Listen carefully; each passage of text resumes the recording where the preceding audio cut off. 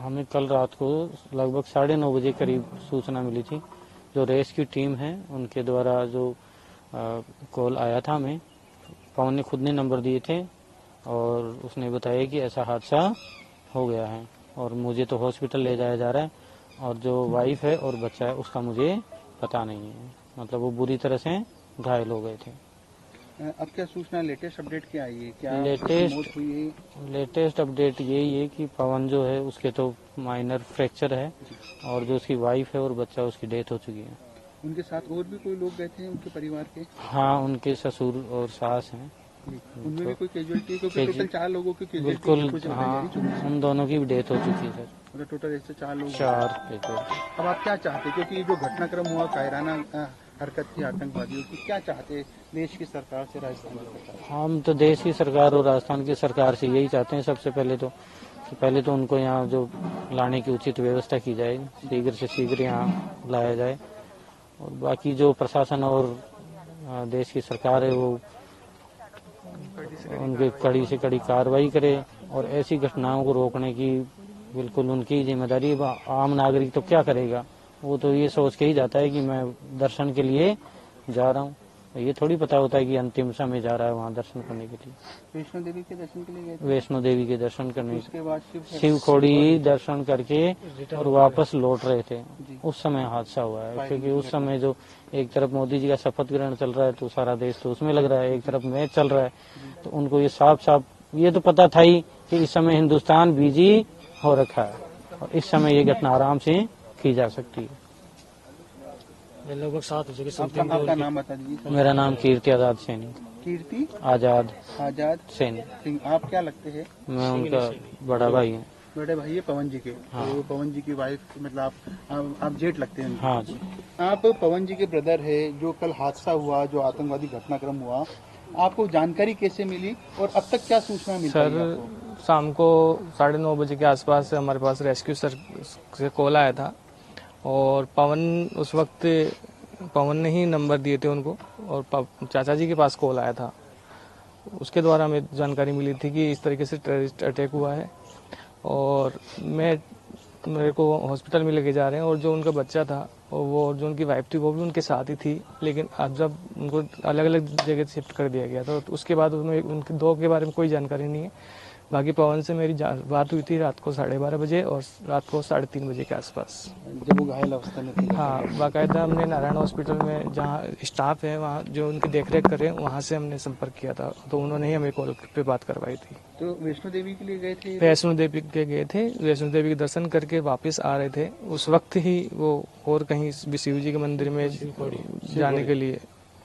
तो ये जो आतंकवादी घटना हुई है, क्योंकि कल प्रधानमंत्री नरेंद्र मोदी का शपथ ग्रहण समारोह भी था और लगभग उसके आसपास ये घटनाक्रम हुआ, क्या लगता है आपको? क्योंकि एक सोची समझी साजिश? हाँ सर, ये बिल्कुल कई देश में जब प्रधानमंत्री का शपथ ग्रहण हो रहा है उस दौरान आतंकवादी इस प्रकार की घटना को अंजाम दे रहे, क्या लगता है? सर, बिल्कुल सही बात है कि ये बिल्कुल सोची समझी साजिश है और नरेंद्र मोदी जी सर से मैं कहना चाहूँगा कि ऐसी साजिश वो आगे कभी नहीं होने देंगे। मैं उम्मीद करता हूँ कि हमारे साथ वो जो हुआ वो किसी दूसरे परिवार के साथ नहीं होगा। प्रधानमंत्री जी से क्या मांग है? सर, प्रधानमंत्री जी और अपने जो सीएम साहब हैं, डिप्टी सीएम हैं, उनसे रिक्वेस्ट है कि उनको जो मृत है उनको जल्द से जल्द और जो बिल्कुल सही है जो पवन है उसको जल्द से जल्द अपने यहाँ जयपुर लाने की व्यवस्था की जाए उचित तरीके से।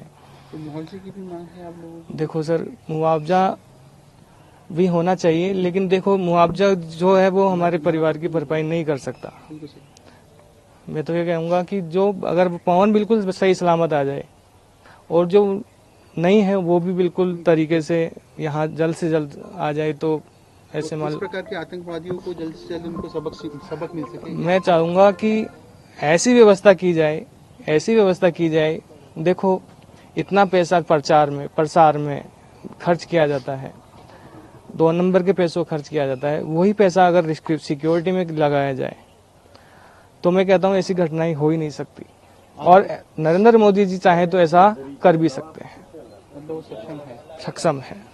तो आप चाहते हैं कि आतंकवादियों को सजा मिले और आतंकवाद खत्म हो जड़ से क्या मैं चाहता हूँ कि सोचने पे भी मजबूर हो जाएं कि ऐसी घटना हो तो नींदों में भी नहीं सोच सके, ऐसी व्यवस्था की जाए, उनको ऐसी सजा दी जाए।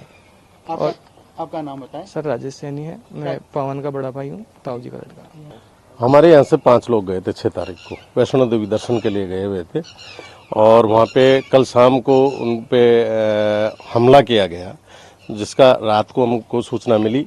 सुबह हमारी बात हुई सुबह, तो उसमें पवन सैनी जो मेरा भतीजा भी है, तो वो नारायण हॉस्पिटल में एडमिट है, गंभीर रूप से घायल है, और उनकी पत्नी और बच्चा लेवांस, पत्नी पूजा सैनी, उनकी मृत्यु हो गई। 2 रिश्तेदार भी हमारे चोमू के हैं, उनकी भी मृत्यु हो गई।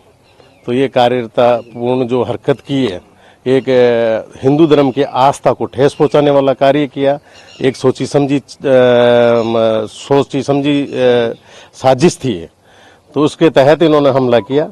हम कड़े शब्दों से इनकी निंदा करते हैं। हम तो प्रशासन से मांग करते हैं कि हमारे जो बच्चे गए मृत है, जो जिंदा है, उनको जल्दी से जल्दी जयपुर लेके आए। मैंने मुख्यमंत्री जी को भी अवगत करवाया, डिप्टी सीएम साहिबा को भी अवगत कराया, प्रधानमंत्री जी को मैंने एक मेल भेजा है। मैंने कहा है कि भाई जल्दी से जल्दी विशेष विमान के द्वारा हमारे बच्चों को यहाँ जयपुर में लेके आए। कितने ये 6 लोग गए थे साथ में, कितने ग्रुप में कितने लोग थे, वो कहाँ जाने का इनका प्लान था? हमारे को 5 लोगों का मालूम है। 5 लोग हमारे गए थे, जो 2 हमारे रिश्तेदार थे, 3 हमारे बच्चे थे, तो ये लोग गए थे। पवन जी की तबीयत कैसी? पवन जी के बारे में कैसा है? पवन ठीक है, लेकिन घायल है, गंभीर रूप से घायल है।